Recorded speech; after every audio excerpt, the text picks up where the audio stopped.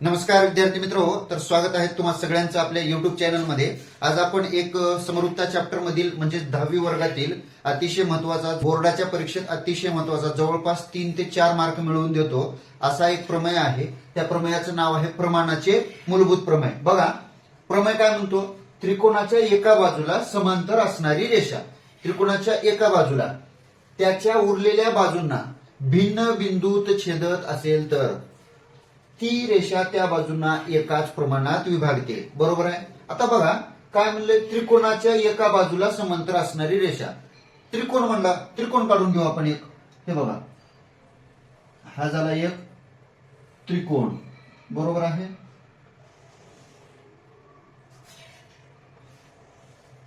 हा एक त्रिकोण आहे आणि बघा त्याच्या उरलेल्या बाजूंना भिन्न बिंदूत छेदत असेल तर एका बाजूला समांतर पाहिजे आणि दोन बाजू भिन्न बिंदूत छेदत असत। मग समजा ह्याला नाव दिले आपण ए बी आणि सी, ए बी सी नाव दिले। आता ह्या बीसी ला आपण काय करू, समांतर रेष बाजू काढूया। इथं समांतर बाजू पकडा आहे, हे समांतर बाजू आहे, हे लक्षात ठेवा। आलं लक्षात? इथपर्यंत ह्या रेष ह्याला काय करू आपण, एल नाव देऊ, एल। आणि इथं जिथं जिथं छेदत आहे तिथं काय नाव देऊ, पी आणि क्यू, पी क्यू। आलं लक्षात? हे बघा, बी मधून क्यू पर्यंत छेदत आहे। आलं लक्षात?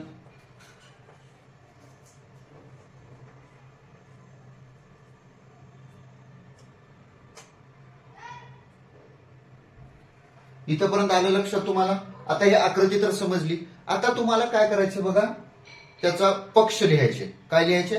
पक्ष। बघा पक्ष, बघा पक्ष मध्ये काय लिहायचं, आकृतीत जे दिसाले ते, आकृतीमध्ये जे दिसाले ते। बघा त्रिकोण एबीसी मध्ये, त्रिकोण एबीसी मध्ये काहीच अवघड नाही। त्रिकोण एबीसी मध्ये बघा एल समांतर, बघा रेषा एल समांतर बाजू, हे एल समांतर कशाला आहे, बीसी ला। एवढं आलं लक्षात? हा, एवढं लक्षात आलं की नाही? आता पुढे बघा, आणि काय करलंय, ह्या एबी ला पी बिंदूत आणि एसी ला क्यू बिंदूत रेषा बाजू एबी ला कोणत्या बिंदूत, पी व बाजू एसी ला क्यू बिंदूत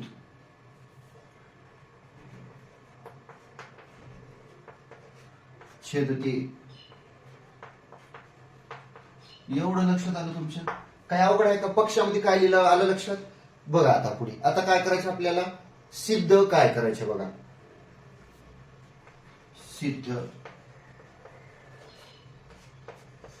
सिद्ध काय करायचे, छेदत असेल तर बघा ए पी छेद पी बी, ए क्यू छेद ए सी। काय सिद्ध करायचे, ए पी छेद पी बी बरोबर ए क्यू छेद क्यू सी, ए क्यू छेद क्यू सी। एवढं तर लक्षात आलं। आता रचना बघा,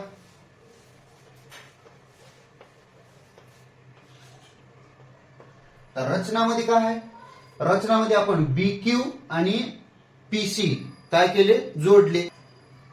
रेख पीसी व रेख बीक्यू जोडले।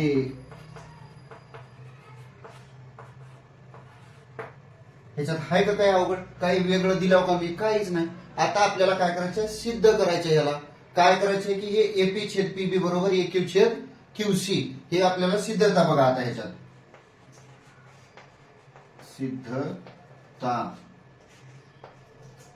सिद्धता करत असते वेळेस आता आपण काय करू, दोन त्रिकोण समजून घेऊ। समजा त्रिकोण ए पी क्यू असेल किंवा त्रिकोण कोणता बी क्यू पी असेल, कोणता कोणता, ए पी क्यू असेल किंवा बी पी क्यू असेल। हे दोन त्रिकोण लक्षात ठेवा।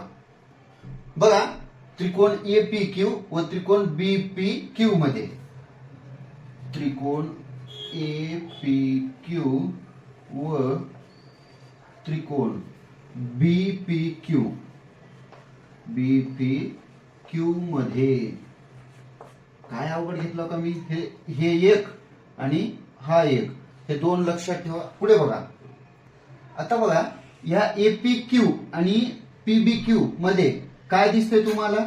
सारखं ह्या दोन्हीच्या ह्याच्यात समान उंचीचे त्रिकोण याच्यामधून दिसून येत आहे तुम्हाला. मी तुम्हाला काही गुणधर्म सुद्धा दिले होते, ते लक्षात ठेवा. मग काय?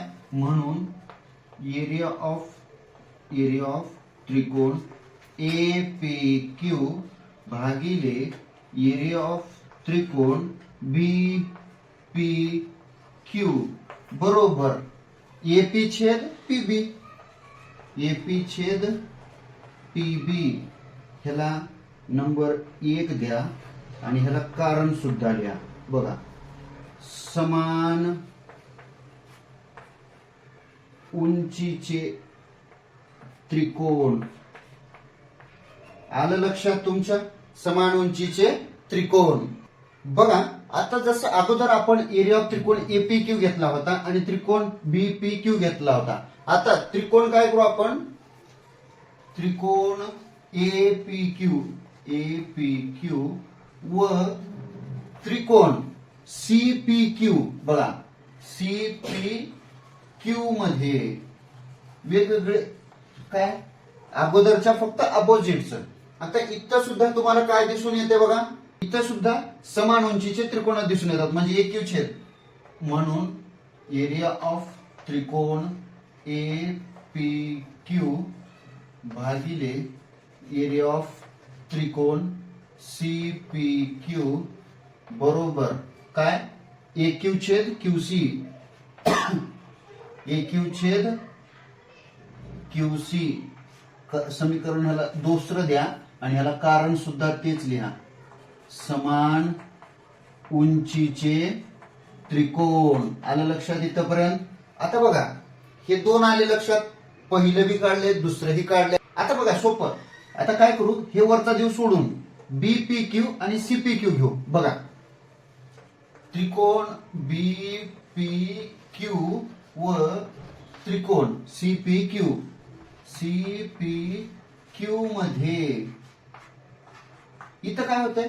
जर समजा आपण बीपीक्यू व सीपीक्यू घेतला तर पहिल्या आणि दुसऱ्या ह्याच्यामध्ये बी आपल्याला समान उंची दिसू लागली. ह्याच्यामध्ये बघा, इथं काही घ्या तुम्ही, समान पाया बी दिसणार आणि समान उंची पण दिसणार आहे. म्हणून एरिया ऑफ त्रिकोण बीपीक्यू बरोबर एरिया ऑफ त्रिकोण सीपीक्यू. का? ह्याला 3 नंबर द्या. सारखा आहे ना, कारण का? इथं कारण लिहा. समान पाया व समान उंचीचे त्रिकोण. लक्षात ठेवा, ह्याला 3 नंबर दिले. आता आपल्याला काय अवघड आहे का? किती सोपं आहे बघा, हे समजून घ्या फक्त. मग ह्याच्यावरून आपल्याला काय सिद्ध होते? बघा, म्हणून हा एरिया ऑफ त्रिकोण एपीक्यू भागिले एरिया ऑफ त्रिकोण बीपीक्यू. एरिया ऑफ त्रिकोण एपीक्यू भागिले एरिया ऑफ त्रिकोण बीपीक्यू बरोबर एरिया ऑफ त्रिकोण एपीक्यू भागिले एरिया ऑफ त्रिकोण सीपीक्यू बरोबर आहे. कारण काय असेल ह्याला? कारण 1,2 व 3 वरून. बरोबर आहे? 1, 2 व 3 वरून हे सारखं होऊन चालेल. बरोबर आहे का नाही? आणि ह्याला सुद्धा नंबर 4 द्या. ह्याला 4 नंबर द्या. बघा, जर एरिया ऑफ त्रिकोण एपीक्यू भागिले एरिया ऑफ त्रिकोण बीपीक्यू बरोबर एरिया ऑफ त्रिकोण एपीक्यू जशी एरिया ऑफ त्रिकोण सीपीक्यू असेल, तर 1 आणि 2 मध्ये आपण सिद्ध काय केलं? तर एरिया ऑफ त्रिकोण म्हणून एपी जसे पीबी बरोबर, म्हणजे काय? एपी जसे पीबी बरोबर एक्यू जसे क्यूसी. हे दोन्ही काय असतील? समान असतील. कारण काय येईल याचं?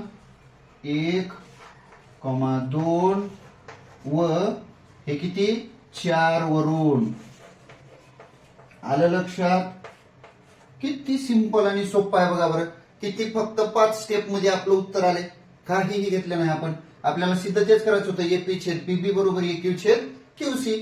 असाच सविस्तररित्या समजून घेऊन टप्प्यात कार्यक्रम करायचा असेल तर काय करावं लागते, आपले व्हिडिओ लाईक कमेंट आणि सबस्क्राईब करून शेअर करत चालावं लागते. बरोबर आहे का नाही. जर आपले व्हिडिओ आवडत असतील तर आपल्या व्हिडिओला लाईक कमेंट आणि सबस्क्राईब करून मोठ्यात मोठ्या संख्येने शेअर करत चला. धन्यवाद.